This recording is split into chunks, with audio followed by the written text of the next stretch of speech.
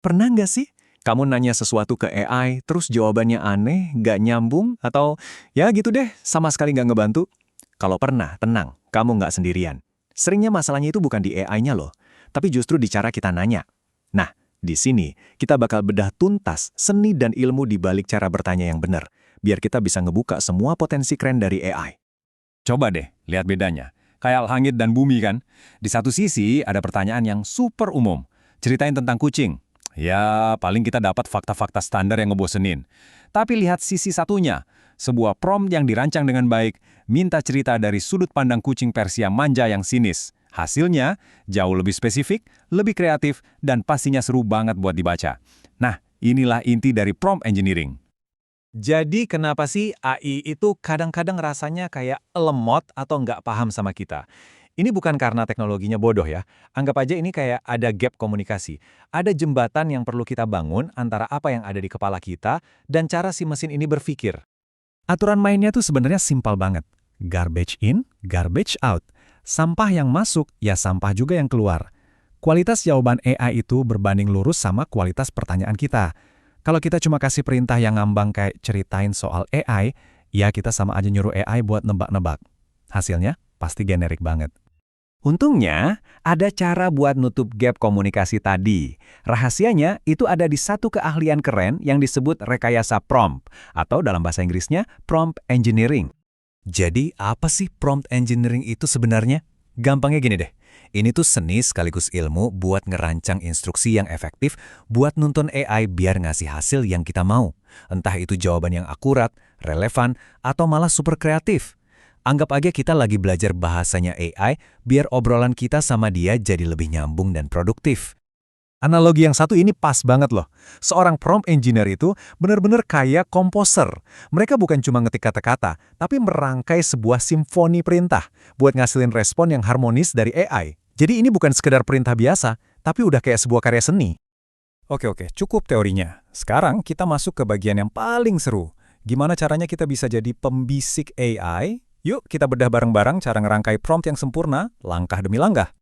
Anggap aja bikin prompt yang hebat itu kayak lagi masak resep andalan. Ada 4 bahan utama nih yang nggak boleh kelewat. Pertama, kita butuh konteks sebagai fondasinya. Kedua, instruksi yang jelas banget. Ketiga, gaya dan nada buat ngasih rasa yang pas. Dan terakhir, kasih contoh sebagai sentuhan pamungkas.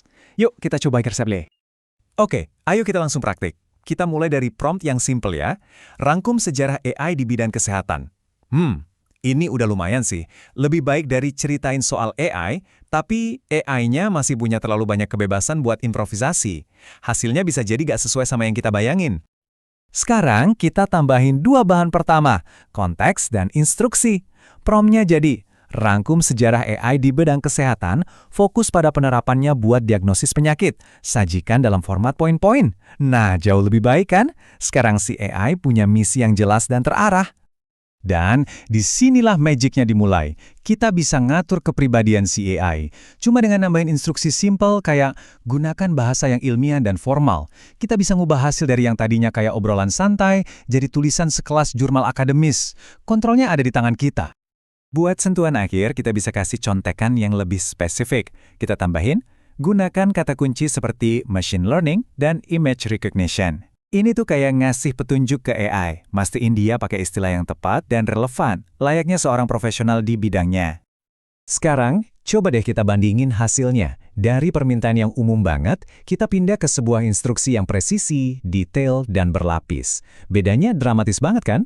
Ini bukti nyata gimana beberapa langkah simple bisa ngubah hasil yang tadinya biasa aja jadi wow, luar biasa. Oke, jadi kenapa sih ini semua penting banget? Soalnya, rekayasa prompt ini bukan cuma trik teknis. Ini tuh sebuah keahlian yang bisa ngebuka kekuatan super baru yang bakal ngubah cara kita kerja, belajar, dan berkreasi di dunia nyata. Dan ini bukan lagi fiksi ilmiah loh. Keahlian ini udah diterapin di mana-mana. Dari ruang operasi di dunia kesehatan, ruang kelas di pendidikan, sampai ruang rapat buat nyusun strategi bisnis. Hampir nggak ada industri yang nggak tersentuh sama sekali. Coba bayangin kamu seorang manajer marketing. Daripada pusing mikir dari nol, kamu bisa pakai prompt kayak gini buat langsung dapat draft strategi pemasaran yang solid. Ini bukan lagi mainan, tapi alat bantu strategis yang bisa mempercepat inovasi gila-gilaan. Atau kita lihat dari sisi seorang pengajar. Cuma, dalam hitungan detik, Seorang guru bisa bikin satu set soal latihan yang udah disesuaikan sama kurikulum. Ini ngebuka pintu buat pembelajaran yang jauh lebih personal dan efisien buat tiap murid. Tentu aja, kekuatan ini benar-benar luar biasa. Tapi, ada satu hal penting yang perlu kita perhatikan, biar hasil yang kita dapat itu akurat dan sesuai tujuan. Ini semua tentang kesadaran kita waktu merangkai kata. Penting banget buat kita ingat, AI itu belajar dari data super luas yang ada di internet. Nah, data ini kan cerminan dunia kita, yang baik dan yang buruk, termasuk stereotip-stereotip yang udah ada. Makanya, AI bisa aja tanpa sengaja ngasih jawaban yang klise kalau kita nggak hati-hati. Prompt yang kita tulis itu bisa banget kebantu ngarahin AI ke jawaban yang lebih netral. Contoh paling gampangnya gini, kalau kita minta AI nulis cerita tentang seorang dokter, kemungkinan besar dia bakal bikin karakternya laki-laki. Sebaliknya, kalau minta cerita tentang seorang perawat, bisa jadi karakternya perempuan. Ini bukan karena AI-nya punya niat tertentu ya, tapi karena dia cuma ngikutin pola paling umum yang dia temuin di data latihannya. Dia ngambil jalan pintas berdasarkan statistik. Artinya, buat dapat hasil yang lebih kaya dan gak klise, peran kita jadi penting banget. Coba deh pakai bahasa yang lebih spesifik dan netral. Daripada cuma bilang seorang dokter, kenapa nggak coba seorang dokter spesialis anak perempuan yang bekerja di pedesaan? Dengan ngasih instruksi yang lebih presisi, kita mendorong AI buat keluar dari pola-pola umum dan ngasih hasil yang lebih kreatif. Oke, kita udah ngebahas masalahnya, solusinya, dan beberapa tips biar hasilnya makin oke. Sekarang, bagian yang paling penting, giliran kamu buat nyoba. Kuncinya cuma satu, jangan pernah takut buat eksperimen. Serius deh, cara terbaik buat bener-bener jago di sini ya cuma dengan terus latihan. Coba, perbaiki, coba lagi. Setiap prompt yang kamu tulis itu bakal bikin kamu makin mahir dalam berdialog sama AI. Sekarang, kuncinya udah ada di tangan kamu.